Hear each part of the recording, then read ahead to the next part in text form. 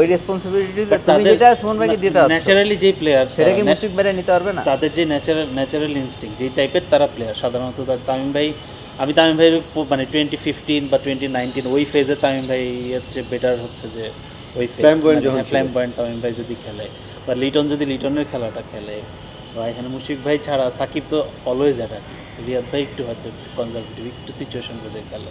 So ওই batting অর্ডারটাকে complement করতে আর কি ওইভাবে, মানে যে আশরাফুল ভাইও থাকে, লিটনও থাকে, মানে যদি আফতাবও থাকে, আমি মানে পুরোপুরি অ্যাটাকিং মুডে আছি ভাইয়ের বিপক্ষে।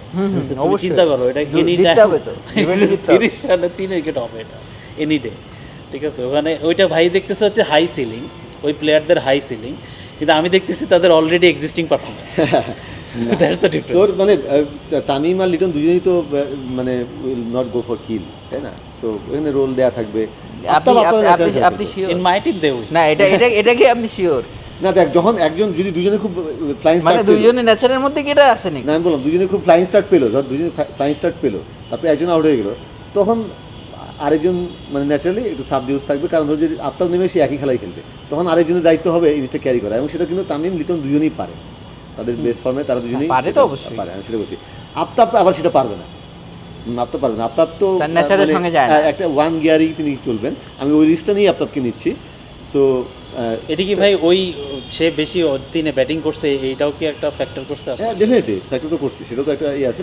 খুব বেশি যে অসাধারণ পারফরমেন্স তা না, কিন্তু ওই ঝলক তিনি দেখিয়েছেন। বাংলাদেশের একটা সময় ছিল যে এটা আমরা নিজেদের থেকে সাক্ষী, আমি মাঠে থেকেও সাক্ষী এবং টিভিতে থেকেও সাক্ষী, যে প্রথম উইকেট পড়লে একটু সাময়িক ইচ্ছে দর্শক আবার খুশি হয়ে গেছে, নজরে বসছে যে হ্যাঁ আফতাব আসছে, 2টা 6 তো দেখবো, একটা 6 দেখবো, মানে এটা বলছিলাম যে তার চিপ 3 আমার মনে হচ্ছে, কারণ আফতাব নিজের পোটেনশিয়ালটা সেটা পূর্ণ করতে পারে নাই, কিন্তু আফতাব কি জিনিস আফতাব বুঝতো না, তার চারপাশে সবাই বুঝতো, এটা হলো ব্যাপার আর কি। সো আফতাবকে কিছু কিছু ম্যাট্রিক্সে ভাই এখনো টি20 ম্যাট্রিক্সে এখন আফতাবের নাম দেখলে হ্যাঁ এখনো রিলেভেন্ট, ওই যে স্ট্রাইক রেট ছিল তো একটা সময়, কারণ হি showed but he could even Ashraful same case, Ashraful শুরুটা দুর্দান্ত ছিল। আশরাফুল মোর অর লেস হয়তো দুইটা ভিন্ন অ্যাকশন বা দুই রকমের অ্যাকশনের কারণে এরকম, কিন্তু আলটিমেট ফল একই।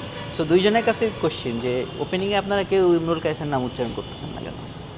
কারণ মানে with all due respect Imrul এখানে আসার মতো কেন? রেকর্ড তো তার না, রেকর্ড তো শুধু তো রান আর মানে তামিম ইকবাল তো অ্যানোনিমাস পিক তো না। আপনি একটু আগেও যেটা বললেন যে ওই যে কমপ্লিমেন্ট করবে বা ওই জিনিস আছে, তো সেটা তো আসলে তামিম ইকবালের ভালো কমপ্লিমেন্ট আমরা মডার্ন ডে ক্রিকেট চিন্তা করি না। হ্যাঁ, তামিমের সঙ্গে তার জুটি অনেকদিন হয়েছে, অনেকদিন, মানে কমপ্লিমেন্টের কথা হ্যাঁ জুটি অনেকদিন হয়েছেন, কারণ খুব বেশি অপশনস ছিল না টু বি অনেস্ট। ওই সময় যদি আরও ভালো অপশন, বেটার অপশন থাকতো, তাহলে ইমরুল হয়তো ক্যারিয়ারটা মানে এত ইয়ে হতো না। আমার মনে আছে টেস্টের কথাও যদি বলি, ইমরুলের কিন্তু তোর টেস্টেও কি আপনি ইমরুল কায়েসকে রাখবেন না? এটা একটু ভাবতে হবে, কারণ অপশনস খুব মানে খুব লিমিটেড, কিন্তু তোর ইমরুলের প্রথম 16 টেস্টে একটা 50 ছিল, কিন্তু তারপর খেলে গেছে, কারণ তামিম পারফর্ম করেছিল, মোটামুটি ওপেনিং পার্টনারশিপটা দাঁড়িয়ে গেছে। ইমরুলের প্রথম 50 মনে হয় যে লর্ডসে গিয়ে সেই এটা মানে অনেকদিন করে নেই কিন্তু। সো এটাই মানে ইমরুল পরের দিকে ওই যে একটা জিম্বাবুয়ে সিরিজে ভালো করলেন, মানে অন অ্যান্ড অফ কিছু পারফরমেন্স, ইংল্যান্ডের সঙ্গে এখানে তো সুপার একটা ইনিংস আছে, এগুলো আছে, কিন্তু লিটন মানে পিক পাঁচটা সেঞ্চুরি, বাংলাদেশের highest score, world Asia cup ফাইনালে সেঞ্চুরি। সো প্লাস যেই জায়গায় যখন আর কি ইমরুল টিমে ছিলেন তামিমের সাথে, দ্য মোমেন্ট সৌম্য আর লিটন আসলো, অটোমেটিক্যালি কিন্তু সে থার্ড ওপেনার হয়ে গেছে। সো ওই দিক থেকে বলা যায় যে, বরং আমার খারাপ লাগছে যে সৌম্যকে আমি রাখতে পারি নাই, সৌম্যকে রাখতে পারলে খুব ভালো হতো ওপেনিংয়ে, যদি সৌম্য সেই লেভেলে পারফর্ম করতে পারতেন, কিন্তু সেটা তো পারে নাই। এখন দুজনই রফিক ভাইয়ের ব্যাপারে একমত। মোহাম্মদ রফিক ভাই was way ahead of his time. Rafiq ভাই কি সাথে রেখে তারপরে তো কিন্তু নামগুলো লেখা লাগবে। হ্যাঁ মানে না, দুইজনকে আসলে অ্যাকোমোডেট করা যাচ্ছে না, কারণ দুজনে কি সাকিব হাসানের মতো অলরাউন্ডার না। ইন্টারেস্টিংলি কিন্তু রফিক ভাইয়ের তো একটা ক্যাপাবিলিটি আছে।